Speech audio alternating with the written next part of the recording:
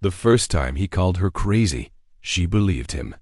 It wasn't the word, it was the calm way he said it, like a diagnosis. His voice was soft, measured, almost loving, and that made it worse. Mara didn't scream. She just stood there, her reflection trembling in the hallway mirror while Daniel leaned against the doorway, a faint smile on his lips. "You do this every time," he said. "You twist things. You make me the villain." But she couldn't remember what this was anymore. Every argument blurred into the next, a fog of apologies and explanations that never matched the facts. She whispered, "I just wanted to know why you didn't come home last night." He sighed deep, disappointed, almost theatrical. "See, there you go again. Accusing me of something that isn't real. I told you I was at work." She looked at his shirt, at the lipstick mark near the collar, pale pink against white fabric. Her stomach clenched. "That's not mine." Daniel's tone turned tender. "You're imagining things again, Mara." He took a step closer, eyes soft, voice low. "You've got to stop doing this to yourself." It wasn't the denial that broke her. It was the concern. The way he said it, as though he was saving her from her own delusion. When he left the room, the silence felt like punishment. She tried to breathe, but guilt filled her lungs instead. She'd found evidence, hadn't she? The lipstick was real. But he sounded so sure, so reasonable. Maybe she was overreacting. Maybe she'd gone too far. That night, she deleted the photo she'd taken of the lipstick stain. She told herself she was choosing peace. 2 weeks later, she found herself apologizing to him for overthinking. It started small, the gaslight flicker she didn't recognize. He'd move her things, a key, a notebook, her phone, and when she couldn't find them, he'd shake his head gently. "You're so forgetful lately." She laughed the first time he said it. "No, I'm not," he smiled. "You've been stressed." "I get it." A week later, she began writing down where she placed things, just to be sure. When she realized her notes were missing too, something inside her broke, but quietly. Like glass under a pillow, silent and sharp. Daniel began correcting her memories. At dinner, he'd say, "You never told me that." When she insisted she had, he'd chuckle and pour more wine. "You should record yourself, sweetheart. Then you'd see how often you mix things up." He always ended with a smile, never anger. That made it worse. The next morning, he brought her coffee, kissed her forehead, and said, "You're lucky I understand you."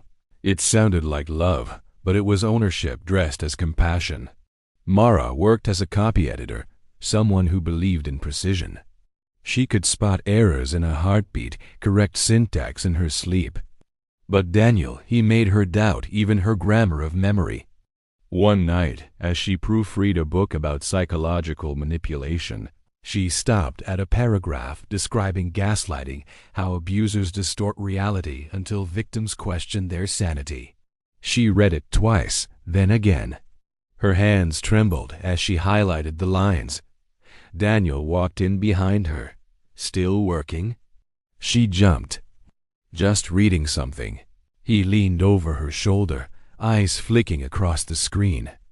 "Gaslighting?" He chuckled softly. "You think that's what I'm doing?" "I didn't say that. You didn't have to." His tone wasn't angry, it was hurt. The kind of hurt that made her feel cruel for even thinking it. He touched her cheek. "After everything I've done for you, you really think I'd ever lie to you?" Her throat tightened. "No, I." "Then close it," he said softly. "Don't fill your head with nonsense." He walked away humming. Mara stared at the glowing words on her laptop. "A gaslighter will make you distrust your own senses." Her reflection in the black screen looked like someone she didn't recognize. A month passed before she finally told her friend Lila what was happening. They met at a cafe, and Mara's voice shook as she spoke. Sometimes I think I'm losing my mind. He says I forget things, that I invent arguments. But I remember everything. Lila leaned forward. Mara, that's gaslighting. I thought that too, but... She hesitated. He's so calm. He never yells. That's how it works, Lila said. They don't have to yell. They just rewrite your reality. Tears blurred Mara's vision. What if he's right? What if I really am? Mara, look at me. Lila interrupted gently. You're not crazy. You're being controlled. Her friend's words hit harder than any insult Daniel had ever thrown. For the first time, someone else named it, and naming it felt like oxygen.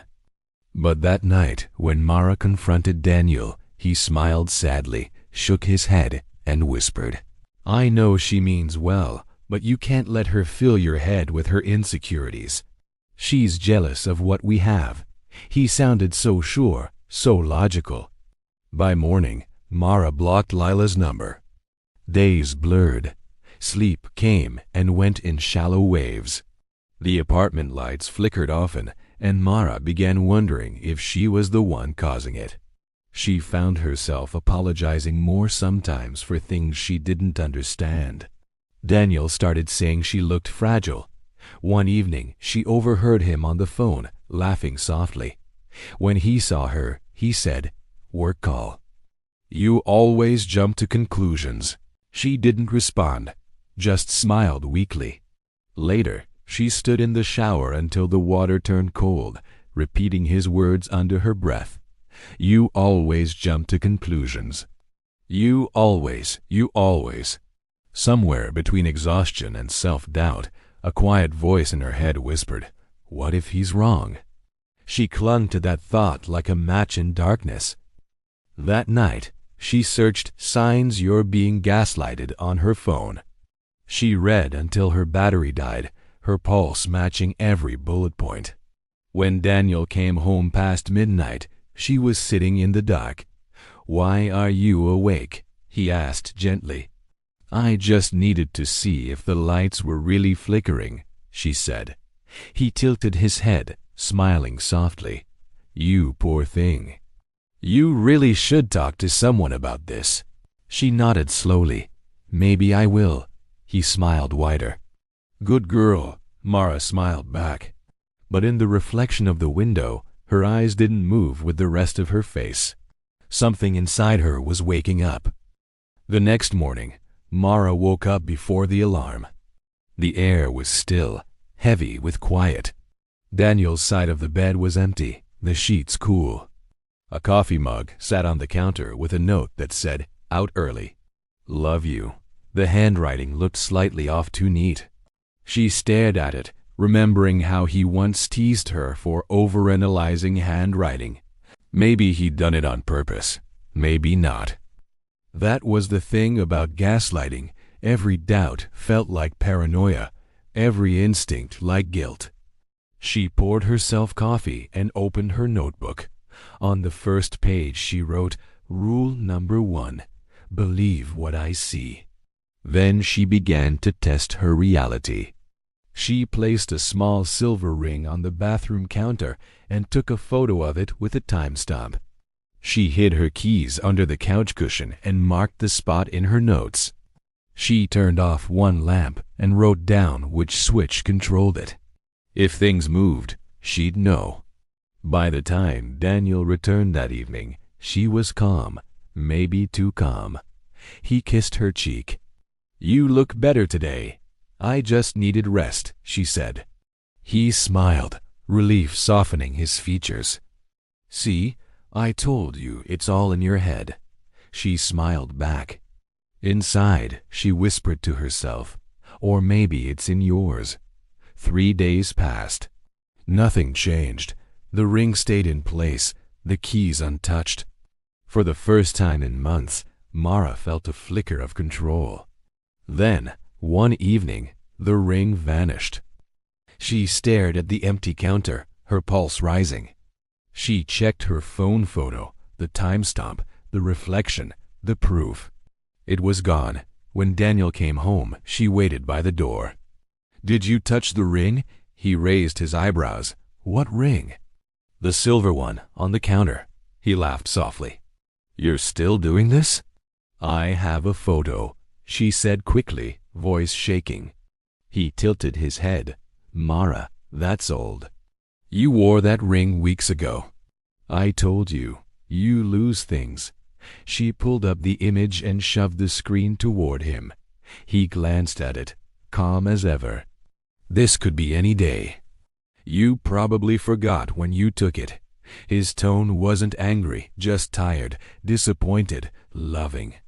That made her feel small again, like a child caught pretending.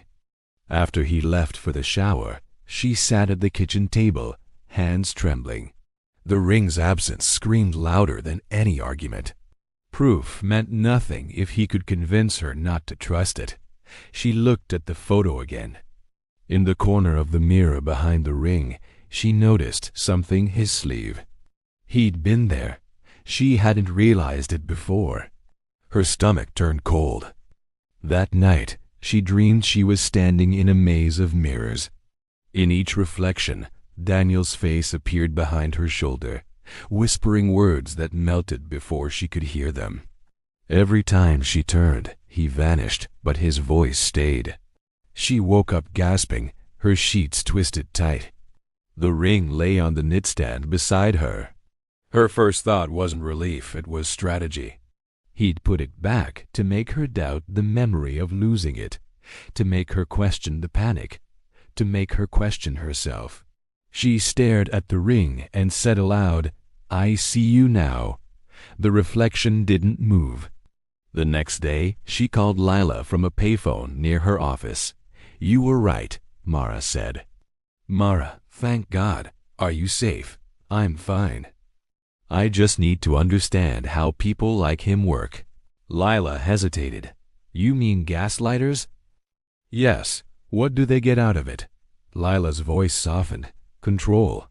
They make you their reality check. If they can bend your truth, it proves they're powerful. It's not love, it's ownership." Mara closed her eyes. "He says he does it because he cares. That's the hook," Lila said. "They use empathy as the leash." Those words hit deep. Empathy as the leash. That was exactly what Daniel used, his calm voice, his soft concern, his gentle corrections. Mara hung up and walked home through the city's gray hum, the buildings towering like silent judges. She decided that night she'd record him, not to confront, not yet, but to hear herself from the outside. She set up her phone behind a photo frame in the living room. When Daniel returned, she waited. He smiled as usual, asked about her day, made dinner. Then, halfway through a story about his coworkers, he frowned slightly.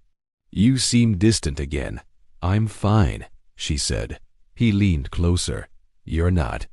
You've been tense lately, forgetful." She kept her voice steady. "Maybe I'm just tired." He sighed. "You've been saying that a lot. Maybe you should see someone." She looked up, like a therapist. "Maybe," he said softly. "It might help you remember things more clearly." She felt the trap close, slow and polite. If she agreed, she'd admit her mind was the problem. If she refused, she'd prove his point. So she smiled faintly. "You're probably right." He relaxed, reached across the table, and touched her hand. "I always am, eventually." Her stomach twisted, but she smiled back. After he fell asleep, she played the recording. The audio filled the quiet apartment, his voice gentle, steady, the sound of manipulation disguised as love. Then her voice soft, uncertain, trying to sound normal. Hearing it made her chest ache. But it was proof, real, undeniable. She emailed the recording to herself, saved it to cloud storage, and labeled the file "Reality Check." She didn't know yet what she'd do with it, but for the first time she had a weapon. The next morning, Daniel noticed the faint smile on her lips. "You seem better today," he said. I just slept well, she replied. He grinned. See, I told you. You worry too much. Mara nodded, her expression soft. But inside, her thoughts were no longer fog. They were fire.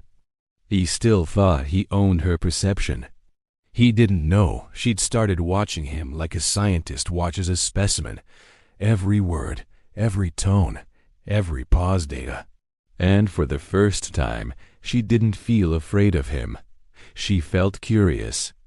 That was how every revolution began, in silence, under the skin, while the oppressor was still smiling. That night, when Daniel said, "You're my whole world," Mara almost believed it. But this time, she saw the darkness in the word my, ownership disguised as love. She smiled sweetly and whispered, "I know." And in that moment, Daniel didn't realize that the woman sitting across from him, the one he thought was still trapped inside his words, was already planning her escape. By the next week, Mara no longer recognized the woman staring back at her in the mirror, and that was a good thing. Her eyes were sharper now, her smile quieter, deliberate. Fear had drained from her face, replaced with something Daniel couldn't read. She'd started practicing a new tone in her voice, the kind that mirrored his, calm, slow, reasonable. She learned how to pause just long enough to make her words sound true. It wasn't revenge yet, it was research. When Daniel came home, she greeted him with her usual warmth. How was work? He kissed her cheek and said, "You tell me. You always seem to know more about my day than I do." His smile carried the same smug familiarity that used to make her shrink. This time, she smiled wider. "Maybe I just pay attention better than you think," he chuckled, unaware of the new edge in her tone. Over the next few days, Mara began small. She rearranged things in the apartment, moved his watch from the dresser to the windowsill, hid one of his shoes behind the laundry basket, changed the password on the Wi-Fi. When he noticed, she tilted her head and said softly, "You probably forgot where you left it." He'd laugh the first few times, brushing it off. But she saw the flicker in his eyes, the momentary confusion, the seed of uncertainty. By the fifth time, his laugh came slower. "Mara," he said one morning, "did you move my car keys?" She looked up from her coffee, feigning concern. "No, you've been forgetting things lately, haven't you?" His expression shifted. "Don't start that." "Start what?" "This." He gestured vaguely, irritated. "Making everything sound like my fault." She smiled sweetly. "I didn't say it was your fault. I said you've been forgetting things." "It's okay, Daniel, it happens." For a second, he said nothing. Then, quietly, "You think you're clever, don't you?" Her heart pounded, but her face stayed calm. "I think I'm patient." He stared at her long enough to make the air feel heavy. Then he laughed again, but it didn't sound the same. Mara kept a journal now. Every lie, every shift in tone, every manipulation. She was building a psychological timeline, not for revenge, but for truth. She wanted to understand the anatomy of control, the way love became a weapon and words became walls. In her notes, she wrote, "Step 1. Identify the story they tell about you. Step 2. Rewrite it before they do." She practiced this every time he spoke. When he said, "You're too sensitive," she replied, "I like that about me." When he said, "You're imagining things," she said, "I trust what I see." And when he said, "You'd be lost without me," she smiled faintly. "Maybe, but I'm learning directions." Each response was a quiet strike, a small tear in the web he'd built around her mind. One night, he came home later than usual, smelling of perfume that wasn't hers. She didn't ask. She didn't even look up. "You're not going to say anything?" he asked. "About what?" "About me being late." She glanced at the clock. Were you late? He blinked, thrown off. Obviously. Oh, she turned a page in her notebook, pretending disinterest. I didn't notice. He frowned. You always notice, she smiled. Not anymore. The silence between them thickened. He tried to read her, to find the weakness in her tone, but the more he looked, the less he recognized her. Mara, he said quietly, what's going on with you? She met his eyes and said softly, maybe you're imagining things. It was the first time she'd ever seen fear flash across his face. The next few days, he changed. The confidence wavered. He started second-guessing himself, checking things twice, repeating stories, watching her reactions like she once watched his. Mara knew this was dangerous. When manipulators lose control, they don't surrender, they escalate. That night, as they ate dinner, Daniel said, You've been different lately. Better, I think, she said. He smiled tightly. You've been quiet. Listening. To what? The truth, she said, setting down her fork. He leaned back in his chair.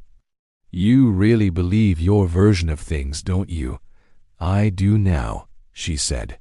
He studied her for a long moment. Then he said, You sound crazy when you talk like that. Mara smiled. Maybe, but at least I know I'm the one talking. Something snapped in his eyes, then something dark and threatened. He stood suddenly, knocking the chair back. You're twisting everything I say. She stayed seated calm. Am I? His hands clenched. Don't play with me.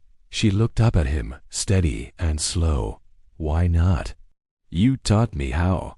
The silence that followed felt like a gunshot without sound. He stared at her, breathing hard, then stormed out.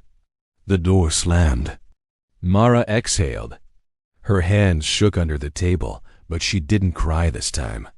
She pressed her palm against her chest, feeling her heartbeat. It was steady, real, hers.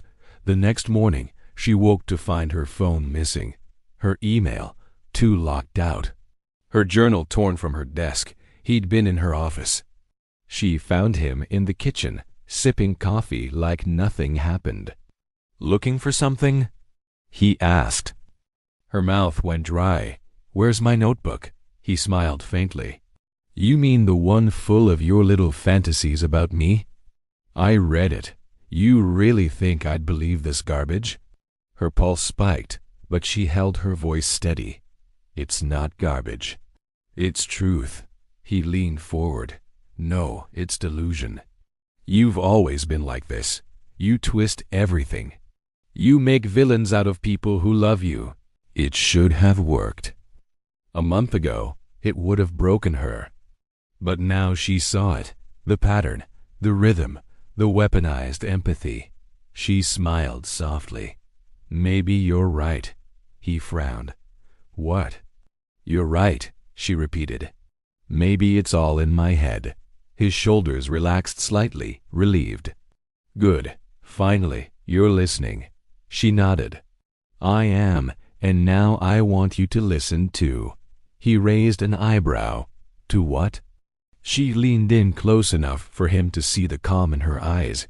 Every word you say from now on is being recorded. Every lie, every threat, every twist. You can gaslight my memory, Daniel, but not the cloud. His face drained of color. You wouldn't. I already did, she said softly. For once, he didn't have a word to use as a weapon. He stood frozen, speechless, the way she once had been. Mara turned away, poured herself coffee, and whispered to herself. Rule number 2, never argue with a liar, just document him. And behind her, Daniel said nothing. For the first time, silence belonged to her. The apartment felt colder now, quieter. Even the hum of the refrigerator sounded cautious, like it too had learned not to speak too loudly. Daniel hadn't said much since the night she told him she was recording everything. He still tried, here and there, Small comments, soft jokes, but each one fell flat against her silence. Mara wasn't afraid anymore. She was studying. Every gesture, every breath he took, every twitch around his mouth became data.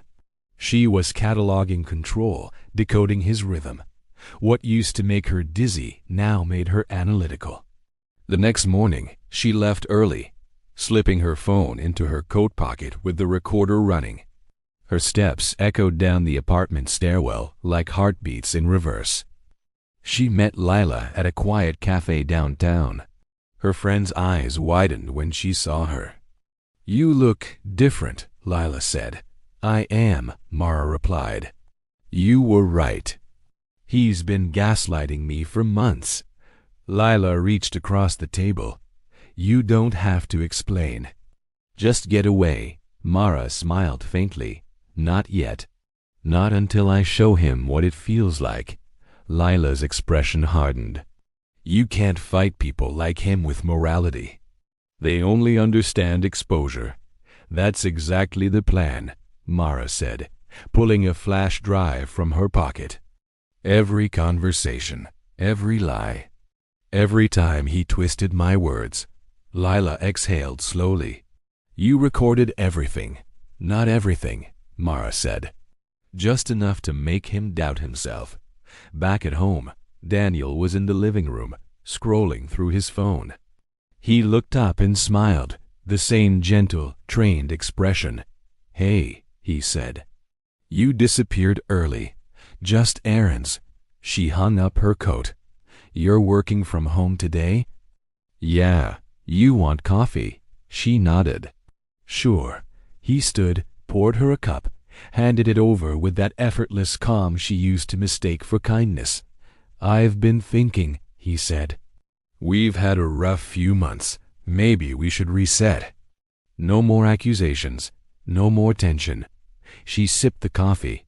"I'd like that." His shoulders relaxed. "Good, because I hate fighting with you." "It's not who we are." She looked at him, meeting his eyes. "Who are we then?" He smiled. "We're partners." She smiled too.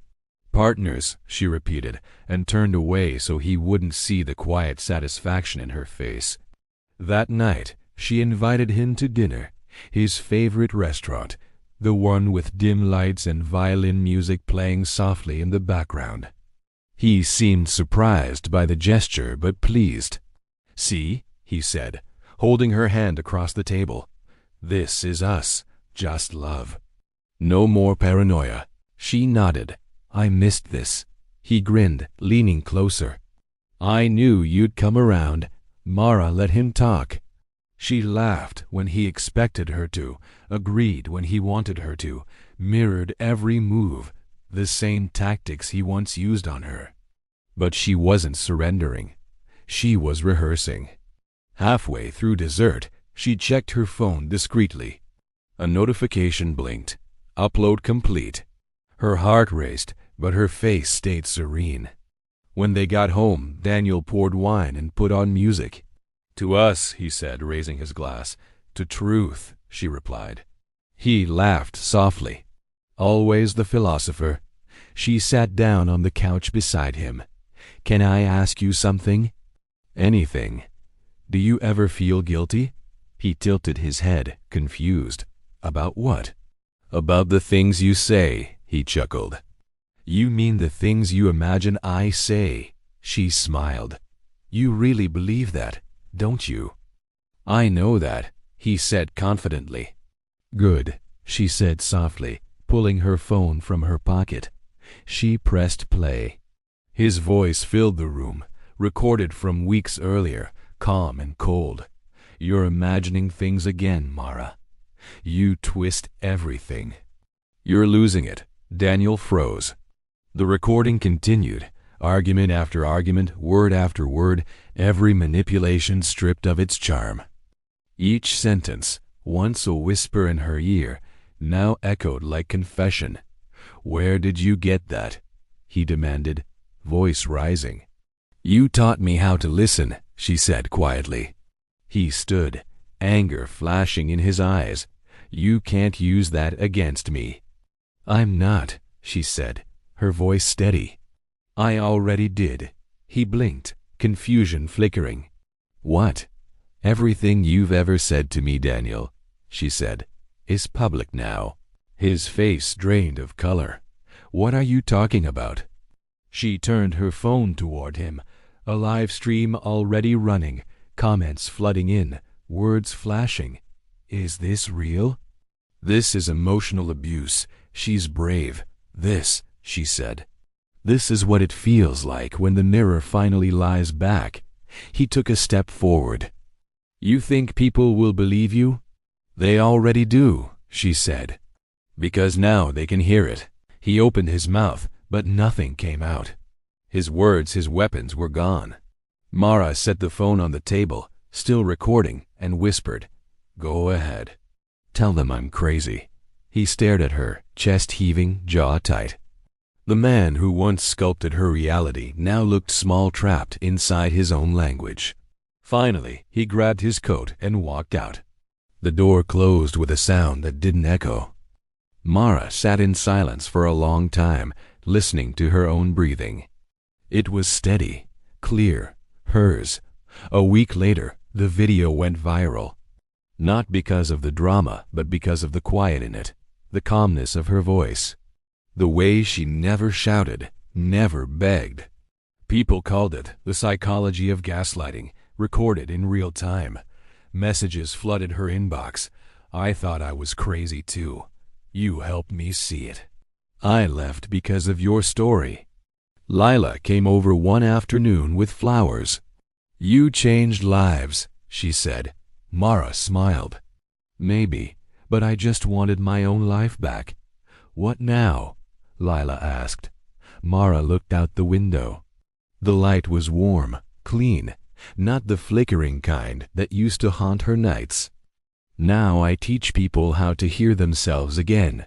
That night, Mara uploaded a final video. The title read, "How to Take Back Your Reality." She looked into the camera, her voice calm but certain. "If someone makes you question your sanity, that's not love.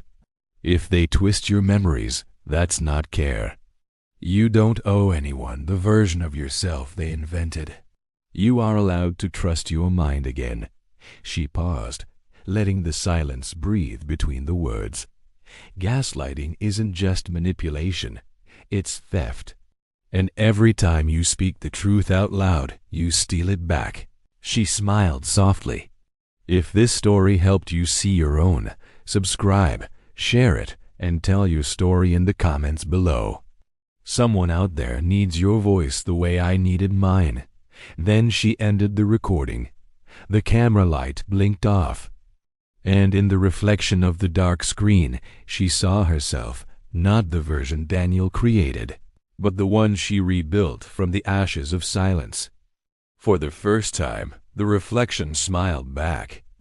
If this story made you feel seen, if you've ever questioned your reality or fought to take back your mind, subscribe, share, and comment your thoughts below. Your story matters.